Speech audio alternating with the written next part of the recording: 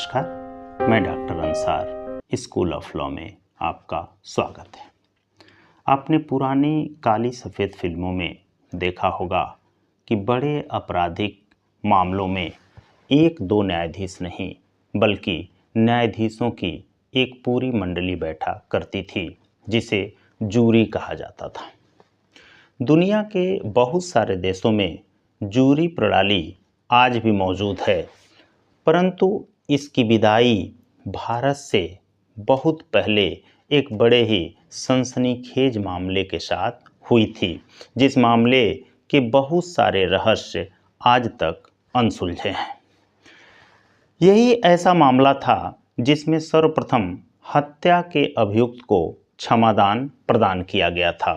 प्रेम, वासना, ईर्ष्या तथा विवाहेतर संबंधों के इस रोचक कहानी वाले मामले में बहुत सारे मोड़ आए और इस पे 3 फिल्में भी बनाई गईं। पहली फिल्म 1963 में ये रास्ते हैं प्यार के, दूसरी फिल्म 1973 में अचानक तथा तीसरी फिल्म 2016 में बनी, जिसे रुस्तम यानी रुस्तम के नाम से आप जानते हैं। आपने शायद इस फिल्म को देखा भी होगा। इसके साथ ही 2019 में एक वेब सीरीज द वर्डिक्ट भी इसी पर आधारित थी। इन फिल्मों के अतिरिक्त इस मामले पर कई किताबें भी लिखी गई हैं। लगभग 60 साल पुरानी यह अपराध कथा आज भी भारतीय आपराधिक इतिहास के दस्तावेजों में अलग से दर्ज है।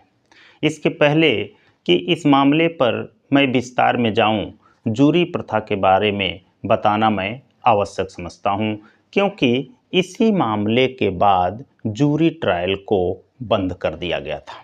देखिए, ट्रायल को 2 भागों में बांटा जा सकता है।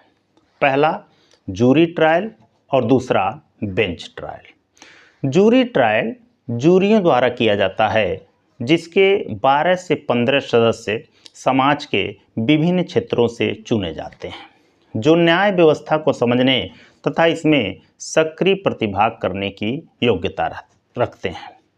भारत में जो प्रथम जूरी ट्रायल हुआ था वह 1665 में मद्रास में हुआ था। इसमें एक ब्रिटिश महिला को इंडियन स्लेव के हत्या के लिए अभियोजित किया गया था। भारत में केवल क्रिमिनल मामलों में ही जूरी ट्रायल होता है। सिविल मामलों में भारत में जूरी ट्रायल नहीं होता है। 1958 में विधि आयोग की 14वीं रिपोर्ट आई थी और इस रिपोर्ट में भारत से जूरी प्रथा को ख़त्म कर देने की सिफारिश की गई थी तथा इसके कई कारण भी गिनाए गए थे। के.एम. नानावटी बनाम स्टेट ऑफ महाराष्ट्र केस के बाद जूरी ट्रायल को ख़त्म कर दिया गया था, परंतु कुछ राज्य ऐसे थे जिसमें अब भी जूरी ट्रायल प्रैक्टिस में था। जैसे पश्चिम बंगाल में अभी भी जूरी ट्रायल प्रैक्टिस में था, परंतु 1973 में क्रिमिनल प्रोसीजर कोड के अस्तित्व में आने के बाद भारत से जूरी प्रथा को पूरी तरह खत्म कर दिया गया। परंतु इसके बाद भी भारत में Parsi marriage and divorce act के धारा 19 और 20 को जब आप देखेंगे तो आप पाएंगे कि तलाक के मामले में अब भी इस एक्ट के अंतर्गत जूरी ट्रायल होता है। देखिए, जो जूरी के सदस्य होते हैं वह विधि विशेषज्ञ नहीं होते, या जरूरी नहीं है कि वो विधि विशेषज्ञ हों। समाज के विभिन्न क्षेत्रों से इनका चुनाव किया जाता है और इनका जो काम होता है वह दंड का निर्धारण करना नहीं होता है, बल्कि केवल यह तय करते हैं कि कोई अभियुक्त दोषी है या दोषी नहीं है। इसके अलावा दंड देना या दंड का निर्धारण करना इनका काम नहीं होता है। साथियों, आज के इस एपिसोड में हम जिस केस की चर्चा कर रहे हैं वह विवाहेतर संबंधों के दुखांत अंत की एक कहानी है। के.एम. नानावटी बनाम state of Maharashtra AIR 1962 supreme court, जिसका निर्णय 24 नवंबर 1961 को आया था तथा जो बेंच थी उसमें 3 विद्वान न्यायाधीश शामिल थे, जस्टिस के सुब्बा राव, जस्टिस एस.के. दास तथा जस्टिस रघुवर दयाल। लगभग 60 साल पुराना यह मामला आज भी भारतीय न्यायशास्त्र के इतिहास के दस्तावेजों में अलग से दर्ज है। इसके मुख्यतः 5 कारण हैं। पहला, कि इस मामले के बाद ही भारत में जूरी प्रथा को खत्म कर दिया गया था। दूसरा, यह मामला क्षमादान की शक्ति के प्रयोग का पहला मामला था, अर्थात किसी हत्या के अभियुक्त को पहली बार क्षमादान दिया गया था। तीसरा, सर्वप्रथम मीडिया ट्रायल इसी मामले में हुआ था। चौथा, पुलिस के खिलाफ नौसेना ने नानावटी का मुकदमा इसी मामले में लड़ा था। और पांचवा, न्यायशास्त्रियों द्वारा नानावटी की मृत्यु के बाद भी इस केस के समीक्षा की मांग की गई थी। यह कहानी है कवास माणिकेशा नानावती और उनकी ब्रिटिश पत्नी सिल्विया की। 1959 में विवाहेतर संबंधों में हुए इस कत्ल की कहानी भारत की सत्ता के गलियारों से लेकर सेना के बैरकों तक चर्चित रही। केवल भारत में नहीं बल्कि दुनिया में भी यह कहानी चर्चा में बनी रही। इस मामले में नानावटी को हत्या के लिए दोषी पाया गया। नानावटी 3 साल तक कारावास में रहे तथा अंततः उन्हें क्षमादान मिला और 2003 में कनाडा में उनकी मृत्यु भी हो गई। घटना मुंबई की है। के.एम. नानावटी सेना के कमांडर थे। 1949 में उनका विवाह इंग्लैंड में सिल्विया के साथ हुआ था। एक स्मार्ट सेना का जवान अपनी खूबसूरत बीवी तथा 3 बच्चों के साथ बहुत ही खुशहाल जिंदगी जी रहा था। जैसा कि अक्सर होता है कि नौसैनिक अक्सर अपनी ड्यूटी के सिलसिले में बाहर रहते हैं। नानावटी भी आमतौर पर बाहर रहते थे और इस दौरान उनका एक पारिवारिक मित्र था जिसका नाम प्रेम आहूजा था, यानी प्रेम भगवान दास आहूजा। वह उनके घर आता जाता था और इसी बीच उनकी पत्नी से उसको प्रेम हो गया, दोस्ती हो गई और बाद में यह दोस्ती अवैध संबंध में बदल गई। प्रेम आहूजा एक सिंधी नौजवान था, खूबसूरत, घुंघराले बालों वाला, शानदार डांसर, गाड़ियों के शोरूम का मालिक, पार्टियों की शान। प्रेम आहूजा शानदार लाइफस्टाइल के लिए जाना जाता था। ऐसा कहा जाता है कि उसके प्यार के गिरफ्त में बहुत सारी महिलाएं भी थीं। उधर नानावती अपने सैनिक काबिलियत के लिए जाने जाते थे। नानावटी ब्रिटेन रॉयल नेवी के छात्र रहे तथा बाद में आईएनएस मैसूर के सेकंड इन कमांड बने। नानावटी सेकेंड वर्ल्ड वार के दौरान भी कई मोर्चों को संभाल चुके थे तथा कई वीरता पुरस्कारों से भी उनको नवाजा जा चुका था। कहते हैं कि वे सफ़ेद वर्दी में इतने खूबसूरत दिखते थे कि जब उनकी पेशी न्यायालय में होती थी तो बहुत सारी महिलाएं, बहुत सारे लोग उनको देखने के लिए न्यायालय के बाहर कतारों में खड़े रहते थे। सिल्विया भी एक खूबसूरत अंग्रेजी मूल की एडवांस महिला थी। जिंदगी में अकेलापन की वजह से वह प्रेम के नज़दीक आ गई तथा उसका प्रेम के साथ अवैध संबंध हो गया। 18 अप्रैल 1959 को नानावटी नौकरी से अपने घर वापस आए। उन्होंने पाया कि उनकी पत्नी के व्यवहार में बहुत सारा परिवर्तन हो चुका है। उन्होंने इस परिवर्तन को जानने की कोशिश की। उसके बाद 27 अप्रैल 1959 को उनकी पत्नी सिल्विया ने यह स्वीकार कर लिया कि उसका प्रेम संबंध प्रेम आहूजा से हो चुका है तथा सिल्विया ने प्रेम से अपने संबंधों के बारे में नानावटी से डिटेल में बताया तथा यह भी बताया कि वह प्रेम से शादी करना चाहती थी, लेकिन प्रेम ने इनकार कर दिया। न्यायालय में प्रेम की बहन ने जो बात बताई थी कि अगर नानावटी से सिल्विया तलाक ले ली होती तो प्रेम उससे शादी करने के लिए तैयार था। पत्नी से प्रेम आहूजा के साथ प्रेम संबंधों की बात सुनकर नानावटी काफ़ी विचलित हुए और उन्होंने इस मामले को प्रेम आहूजा के साथ सुलझाने का फैसला किया। नानावटी ने परिवार को फिल्म दिखाने के लिए मेट्रो सिनेमा का टिकट मंगाया, परंतु ऐन वक्त पर पत्नी तथा बच्चों को सिनेमा देखने भेज दिया और खुद सिनेमा देखने नहीं गए। सीधे अपने नौसेना कार्यालय गए और वहां वे अपने कैप्टन से रिवाल्वर तथा 6 गोलियां जारी कराई। रिवाल्वर तथा गोलियों को नानावटी ने एक पैकेट में रखा तथा सीधे प्रेम आहूजा के कार्यालय यूनिवर्सल मोटर गए। संजोग से उस समय प्रेम आहूजा अपने ऑफिस में मौजूद नहीं थे। पता चला कि इस समय वे फ्लैट पे हैं। नानावटी सीधे उनके फ्लैट पे गए तथा एक नौकरानी के माध्यम से वे उनके कमरे तक पहुँचे।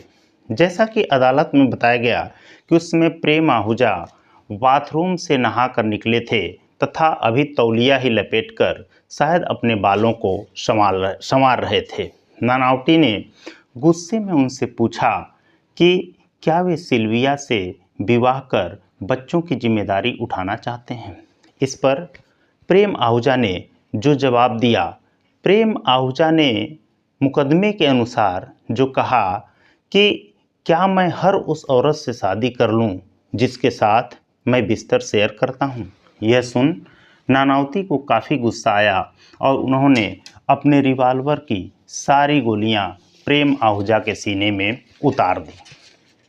प्रेम आहूजा की तत्काल मृत्यु हो गई तथा नानावटी सीधे अपने ऑफिस गए और अपने वरिष्ठ अधिकारियों को इसकी सूचना दी।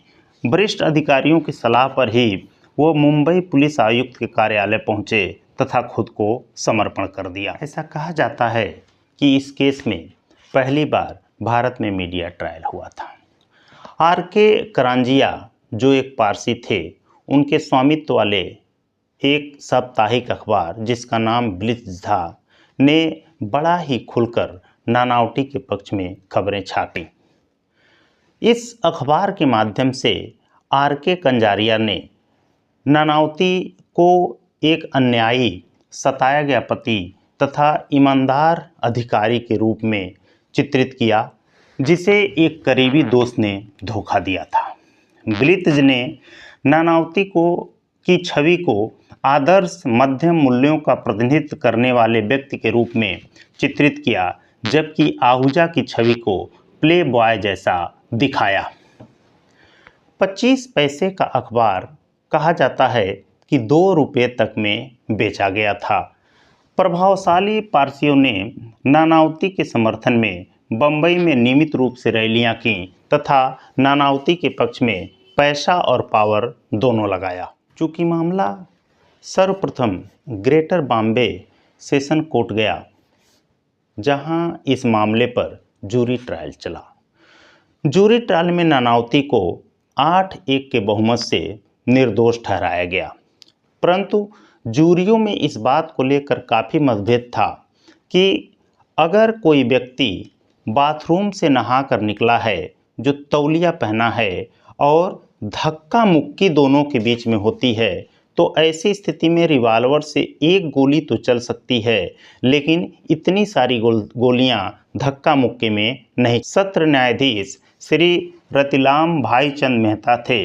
इस फैसले से वे संतुष्ट नहीं थे तथा इस फैसले को विकृत और अनुचित मानते हुए सीआरपीसी 1898 की धारा 307 के तहत मामले को बॉम्बे हाई कोर्ट रेफर कर दिया। बॉम्बे उच्च न्यायालय ने तथ्यों, परिस्थितियों तथा प्रस्तुत साक्ष्यों का गहन अध्ययन किया। आरोपी को आईपीसी की धारा 300 अपवादेक, गंभीर और अचानक प्रकोपन का लाभ देने से न्यायालय ने इनकार कर दिया। साथ ही अपवाद नंबर 4 के तर्क को भी खारिज करते हुए इसे लड़ाई का मामला मानने से इनकार कर दिया। न्यायालय ने इसे पूर्व नियोजित योजना के तहत हत्या माना तथा आरोपी को आजीवन कारावास की सजा सुनाई। अब मामला अपील में उच्चतम न्यायालय में गया। उच्चतम न्यायालय ने मामले के तथ्य, परिस्थितियों तथा साक्ष्यों का गहन अध्ययन किया तथा इंडियन पेनल कोड 1860 की धारा 300 अपवाद 1 को आकर्षित करने वाला नहीं बताया। न्यायालय ने आरोपी को दी गई आजीवन कारावास की सजा को उचित ठहराया तथा कहा कि इसमें हस्तक्षेप करने का अब कोई आधार नहीं है और न्यायालय ने अपील को खारिज कर दिया। नानावती के मामले में जूरी के फैसले के बाद जूरी की भूमिका पर सवाल उठने लगे। विवाद इतना बढ़ा कि जूरी ट्रायल को अब रोक दिया गया, परंतु आधिकारिक तौर पर सीआरपीसी 1973 के संहिताबद्ध होने के बाद ही जूरी प्रथा को अंतिम रूप से समाप्त किया गया। आजीवन कारावास की सजा सुनाए जाने के बाद नानावती लगातार 3 वर्षों तक जेल में रहे। इस दरमियान ब्लित साप्ताहिक अखबार ने उनके पक्ष में लगातार समाचार लिख करके माहौल बनाने की कोशिश की। समाज का जो रूढ़िवादी वर्ग था नानावती के पक्ष में था तथा इस नौसेना अधिकारी को माफ़ी देने के लिए ब्लित अखबार द्वारा रखे गए एक प्रस्ताव का समर्थन भी कर रहा था। ब्लित्ज ने नानावती को सताए गए पति के तौर पर समाज की सहानुभूति पाने में तथा उसे लगातार बरकरार रखने में महत्वपूर्ण भूमिका निभाई। चूँकि नानावती एक काबिल और ईमानदार ऑफिसर थे तथा गांधी नेहरू परिवार से गहरा संबंध रखने वाले तत्कालीन रक्षा मंत्री बीके मेनन के साथ लंदन में काम भी कर चुके थे। रक्षा मंत्री बीके मेनन ने इस मामले में तत्कालीन प्रधानमंत्री पंडित जवाहरलाल नेहरू से नरमी बरतने की अपील की। उस समय के युवा वकील स्वर्गीय राम जेठमलानी ने क्षमा याचना और माफ़ी की चिट्ठी तैयार की। हालांकि पंडित जवाहरलाल नेहरू को उनकी कानूनी सलाहकारों ने समझाया कि जो मृतक प्रेम आहूजा है वह सिंधी है तथा नानावती पारसी। माफ़ी देने से सिंधी समुदाय में नाराज़गी भरी प्रतिक्रिया हो सकती है। लगभग इसी समय सरकार को एक सिंधी व्यापारी भाई प्रताप की तरफ से क्षमादान की एक याचिका प्राप्त हुई थी। भाई प्रताप स्वतंत्रता संग्राम में भी प्रतिभाग कर चुके थे तथा किसी आर्थिक अपराध में वे जेल में बंद थे।